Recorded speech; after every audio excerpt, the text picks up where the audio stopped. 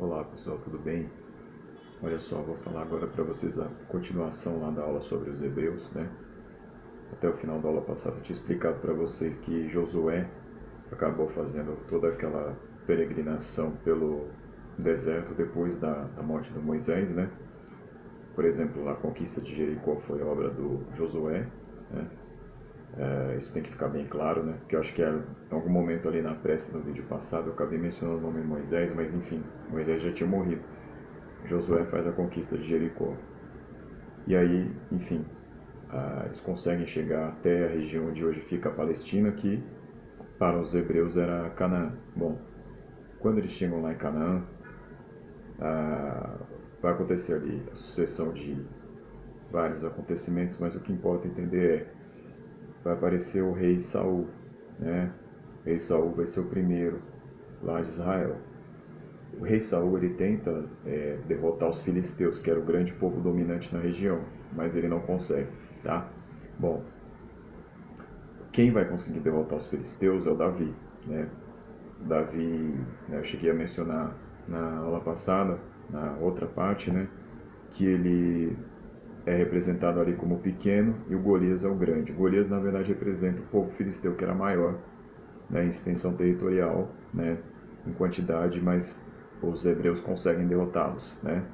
Bom, Davi, o reino dele, né, vai ser caracterizado pela questão do militarismo, né, uma expansão territorial, porque ele precisava assegurar uma região de controle ali para os hebreus, né?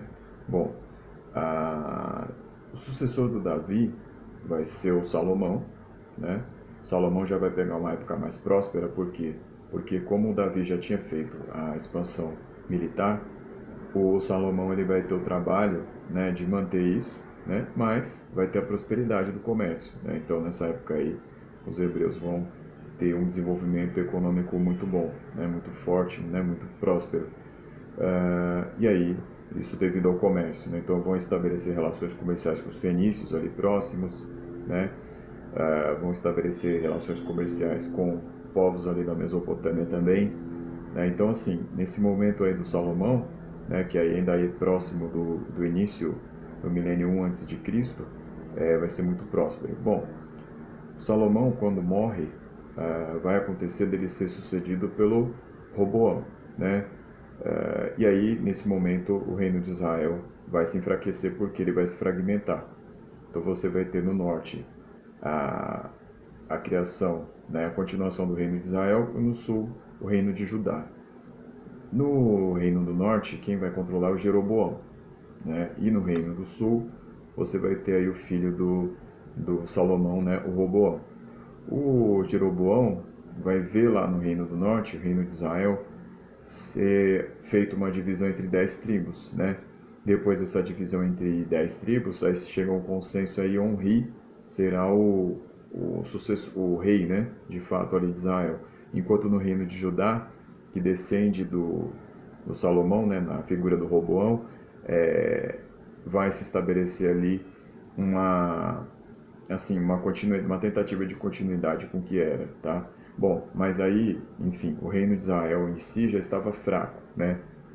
Mesmo pegando Israel e Judá já estava fraco. E aí, pessoal, o que vai acontecer? Aquela grandeza lá da época do Salomão vai se perder. E aí, por volta do século 8 a.C., os hebreus vão ser derrotados pelos assírios, né? Então era o momento ali que os assírios estavam bastante poderosos, né? Assírios que lá na aula sobre Mesopotâmia expliquei para vocês que vão fazer um expansionismo militar agressivo. E aí vão capturar os hebreus. Parte deles vão lá para o cativeiro da Babilônia, né? E aí vão passar a viver por lá. Bom, quando os assírios são derrotados pelos caldeus, né, os neobabilônicos, os hebreus vão continuar sendo cativos, né? E aí o que vai acontecer? A libertação dos hebreus só vai vir com os persas, né, que vão permitir com que eles voltem à sua terra, né, a Palestina, lá, Canaã. Vai ter um famoso episódio antes disso acontecer, que é o Daniel na Cova dos Leões, né, passagem da Bíblia, que aí já é com Ciro o Grande, que é o rei persa que acaba dominando a Babilônia, né?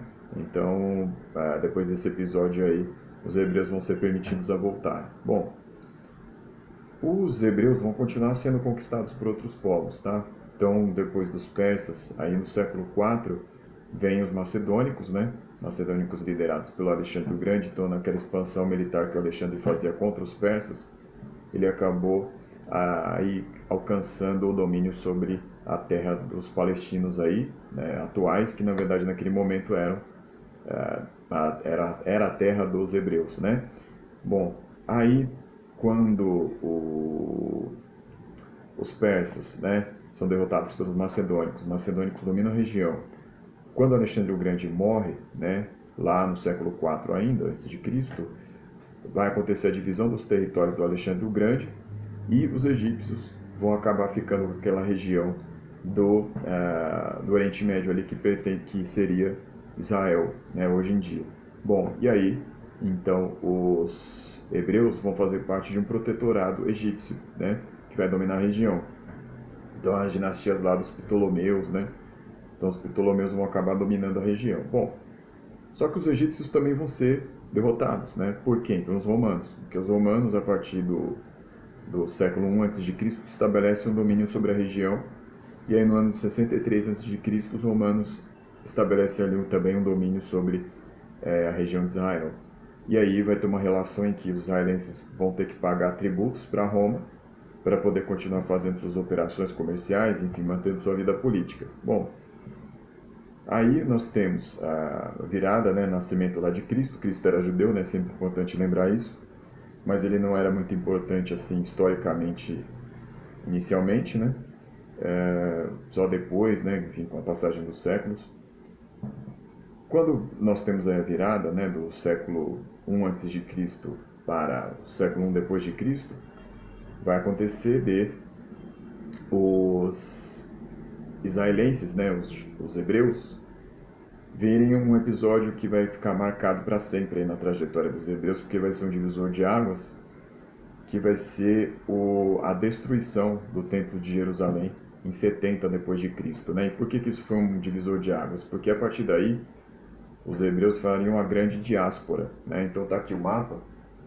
Aqui é o seguinte, então tá aqui a região. O que vai acontecer? Tem a destruição do Templo de Jerusalém.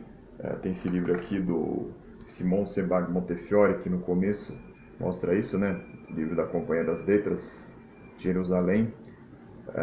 Mostra isso aí numa parte do começo, sobre o relato aí que aconteceu. O relato foi deixado pelo Flávio Josefo, que era um fariseu, né?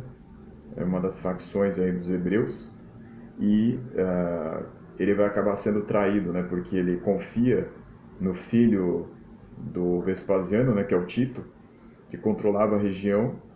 O Tito vai acabar estabelecendo um domínio da situação e vai acabar destruindo Jerusalém com informações do Flávio Josefo. A promessa era que o Flávio Josefo poderia libertar os seus parentes, né? Mas ele acaba tendo que tirar eles mortos de lá de Jerusalém. Então essa destruição do Templo de Jerusalém fez com que acontecesse a diáspora. Então a partir desse momento eles vão se espalhar pelo mundo para tentar fugir aí dessa destruição total, né? Mas a cidade, o Templo de Jerusalém foi destruído. E aí, desde então, desde 70 depois de Cristo, os hebreus vão ficar aí viajando pelo mundo, né? Carregando suas riquezas, tentando segurar sua tradição, né? Vão passar por momentos aí, como na Idade Média, onde eles vão ter que se disfarçar, muitas vezes imitando o comércio dos próprios cristãos, né? Colocando carne de porco na frente das suas lojas, enfim, para tentar se mesclar ali, mas na verdade segurando suas tradições no fundo, né? E aí só em 1947, 48, com a criação do Estado de Israel, lógico, depois do movimento do sionismo, né, desde o século XIX, só em 1947, 48 é que eles vão conseguir ter de volta um Estado, né?